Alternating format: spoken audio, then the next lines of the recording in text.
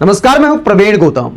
दोस्तों, पीएम मोदी ने आज बीजेपी का मैनिफेस्टो जारी किया तो यह साबित हो गया कि पिछले 10 साल में बीजेपी का मतलब मोदी हो गया है। साल 2014 में जब बीजेपी का मैनिफेस्टो आया था तो मोदी शब्द का इस्तेमाल 3 बार किया गया था और साल 2024 के बीजेपी के मैनिफेस्टो में 65 बार मोदी शब्द का इस्तेमाल किया गया है। पूरे मैनिफेस्टो में पीएम मोदी छाए हुए हैं। चलो, छाने में कोई बुराई नहीं है, लेकिन काम की बात यह है कि नया कुछ नहीं है मैनिफेस्टो में। वही पुरानी बातें कि आयुष्मान भारत जारी रखेंगे, मुफ्त राशन जारी रखेंगे, पुरानी योजनाओं को ही ज्यादातर दोहराया गया है। नई नौकरियों के बारे में, सरकारी नौकरियों के बारे में, जॉब कैलेंडर के बारे में जिस तरह कांग्रेस ने अपने घोषणा पत्र में वादे किए हैं, उस तरह का कुछ भी बीजेपी के घोषणा पत्र में दिखाई नहीं देता। वही सांस्कृतिक विरासत की बात की गई है, दुनिया में डंका बजने की बात की गई है। पीएम मोदी के धार्मिक तस्वीरें बहुत बड़ी संख्या में लगाई गई हैं। और किस तरह का मैनिफेस्टो है जिसको लेकर कांग्रेस प्रवक्ता पवन खेड़ा ने सवाल खड़े किए हैं, वो आगे आपको दिखाएंगे। पवन खेड़ा का बयान, पहले तस्वीरें आपको दिखाते हैं जो पूरी कहानी को बयां करती हैं। ये कवर पेज है जिसमें पीएम मोदी का बड़ा फोटो लगाया गया है और यहां पर जेपी नड्डा का फोटो लगाया गया है। इसके बाद जेपी नड्डा हो या कोई दूसरे नेता हो, मैनिफेस्टो में किसी की कोई तस्वीर नहीं है। आगे क्या है, मतलब प्रमुख तस्वीरें आपको दिखाते हैं। यहां पर स्पेस साइंटिस्ट भी मोदी हैं। आगे चलेंगे तो हेल्थ साइंटिस्ट भी मोदी हैं। इसके आगे कोच भी मोदी हैं, मतलब खिलाड़ियों के कोच को नहीं दिखाया गया है, मोदी को ही खिलाड़ियों के साथ दिखाया गया है, मतलब मोदी ही खेलों में आगे बढ़ा रहे हैं। पशुपालक भी मोदी है, बस मछली पकड़ना बाकी रह गया, क्योंकि नवरात्र के दौरान मछली खाने की आलोचना कर चुके थे, तो शायद यहां मछली वाला फोटोशूट पीएम मोदी ने नहीं कराया। या बहुत सारे लोग शाकाहारी हैं, धर्म के नाम पर जो राजनीति करती है बीजेपी, तो उसको ध्यान में रखते हुए शायद पीएम मोदी के हाथ में बस मछली पकड़ाना बाकी रह गया, वरना ये पशुपालक भी पीएम मोदी हैं। क्या देश में ओरिजिनल पशुपालक नहीं है? क्या उनकी तस्वीरें मैनिफेस्टो में नहीं दिखानी चाहिए? लेकिन सब कुछ पीएम मोदी है। ना साइंटिस्ट की फोटो है, ना हेल्थ साइंटिस्ट की फोटो है, ना पशुपालकों की फोटो है। आगे आप देख सकते हैं कि ये जो सफाई कर्मचारी हैं उनके पैर धोते हुए संदेश दिया गया है, सबका साथ सबका विकास। दोस्तों, अगर आपको सफाई कर्मचारियों की इतनी परवाह है, अगर सबका साथ सबका विकास की बात है, आपने तस्वीरें तो लगा दी, लेकिन आज भी कई शहरों में, हमारे डबल इंजन सरकारों में भी मेन होल में उतरना पड़ता है सीवर साफ करने के लिए। आधुनिक उपकरण मोदी सरकार या डबल इंजन सरकार आज तक उपलब्ध नहीं करा पाई हैं। बिना डबल इंजन वाली सरकारें भी उपलब्ध नहीं करा पाई हैं। लेकिन चूंकि पीएम मोदी पैर धोते हुए मैनिफेस्टो में फोटो लगाते हैं, तो पैर धोने से बेहतर है कि इन सफाई कर्मचारियों के लिए, सुरक्षित भविष्य के लिए, अच्छे स्वास्थ्य के लिए मेन होल में ना उतरना पड़े, उस तरह के उपकरण इनको मुहैया कराए जाने चाहिए। उस तरह का भारत अब तक बन जाना चाहिए था। 10 साल तो हो गए मोदी सरकार को। आगे आप कुछ तस्वीरें और आपको दिखाते हैं। ये फाइटर पायलट भी पीएम मोदी है, मतलब देश को सुरक्षित भी पीएम मोदी ही लड़ाकू विमान चला के कर रहे हैं। इसके बाद ये धर्म की तस्वीरें हैं, तमाम मंदिरों में तपस्या करते हुए। इन तस्वीरों की भरमार है पूरे मैनिफेस्टो में बीजेपी के। ये सेंगोल के साथ धार्मिक तस्वीरें पीएम मोदी की लगाई गई हैं। दोस्तों, ये पीएम मोदी के घोषणा पत्र में, बीजेपी के घोषणा पत्र में पूरी तरह पीएम मोदी छाए हुए हैं। ना किसी मंत्री की फोटो है, ना किसी साइंटिस्ट की फोटो है, ना किसी प्रोफेसर की फोटो है। सब कुछ पीएम मोदी करते हैं देश में, एक ऐसा संदेश दिया गया है। लेकिन काम की बात क्या है? क्या नया है आखिरकार बीजेपी के घोषणा पत्र में? तो नई बातें कुछ खास नहीं है, ना ही कोई रोडमैप दिखाई देता है। 2047 तक विकसित देश बनाने की बात की गई है, लेकिन रोडमैप नहीं बताया गया है।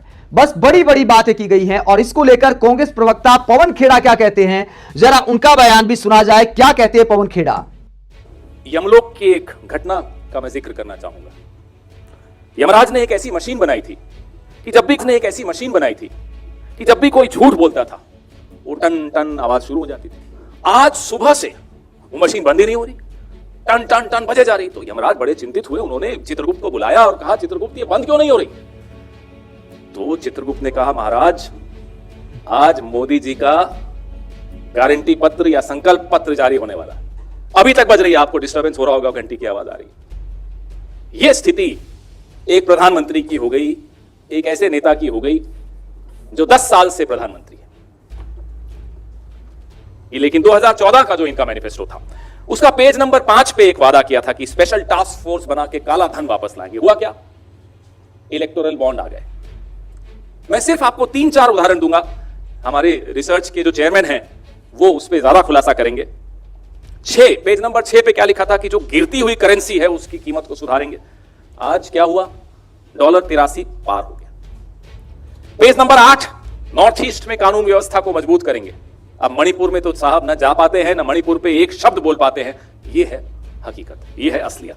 पेज नंबर 15, 100 जिलों की स्पेशल पैकेज से गरीबी दूर करेंगे। हंगर इंडेक्स में आप आंकड़ा देखेंगे, आपको समझ में आ जाएगा कितनी गरीबी दूर हुई। पेज नंबर 18, 100 नए स्मार्ट सिटीज बनाएंगे। हुआ क्या? चीन हमारे भीतर घुस के कुछ स्मार्ट विलेजेस बना के जा रहा, हमने नहीं स्मार्ट सिटीज बनाई। ऐसे कई जुमले। और हैरानी की बात है कि इनका जो अर्दली है, नंबर 2 है इस सरकार में और इनकी पार्टी में, अमित शाह, वो खुद कहता है कि ये जुमलेबाजी। किसी देश का प्रधानमंत्री के लिए इससे बुरा कुछ नहीं हो सकता कि उसकी जुबान पर लोगों को भरोसा उठ जाए, उसको लोग झूठा कहने लग जाए। 14 से 19 के बीच में, 2014 से 2019 के बीच में लोगों को भरोसा था इनके शब्द पर, इनकी जुबान पर। 19 के बाद लोगों को मनोरंजन होने लगा इनकी जुबान पर, लेकिन अब खीज होने लगी, गुस्सा आने लगा, रोष हो गया लोग। ये यात्रा नरेंद्र मोदी की, इस देश के प्रधानमंत्री की, ये बताती है कि 10 साल में क्या हाल बना दिया इस देश का, कि जो लोग इनको हीरो मानते थे, जो लोग इनकी बात सुनना चाहते थे, अब टीवी का चैनल बदल देते हैं। तो बीजेपी ने पीएम मोदी की गारंटी के नाम से मैनिफेस्टो जारी किया, तो कांग्रेस वाले याद दिला रहे हैं कि स्पेशल टास्क फोर्स के गठन से काले धन की वापसी का क्या हुआ, सो स्मार्ट सिटी बनाने का क्या हुआ। पीएम मोदी की पुरानी गारंटी जब फेल हो गई तो अब किस मुंह से गारंटी की बात कर रहे हैं। साथ ही रोजगार आदि के मुद्दे पर बीजेपी की मैनिफेस्टो में नया क्या है, इसे लेकर भी सवाल खड़े किए जा रहे हैं। युवाओं के रोजगार के लिए कोई नया रास्ता नहीं बताया गया है, बस यह कहा गया है कि युवाओं को रोजगार के नए अवसर हम देंगे, लेकिन रोड मैप कोई नहीं बताया गया है जिस पर कोई तर्क के आधार पर बात की जा सके। दोस्तों, मीडिया का भी दोहरा रवैया नजर आता है। कांग्रेस के मैनिफेस्टो को जारी करने के वक्त लाइव कवरेज से और आज की लाइव कवरेज को लेकर अगर आप देखेंगे तो पीएम मोदी को लगातार लाइव दिखाया गया।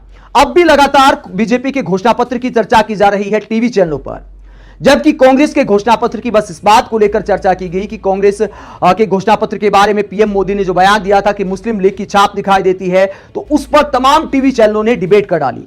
कायदे से होना यह चाहिए कि बीजेपी का जो घोषणा पत्र है वो युवाओं के लिए कितना अच्छा है, कांग्रेस का घोषणा पत्र युवाओं के लिए कितना अच्छा है, इस सब की तुलना करते हुए बाकायदा टीवी पर डिबेट होनी चाहिए।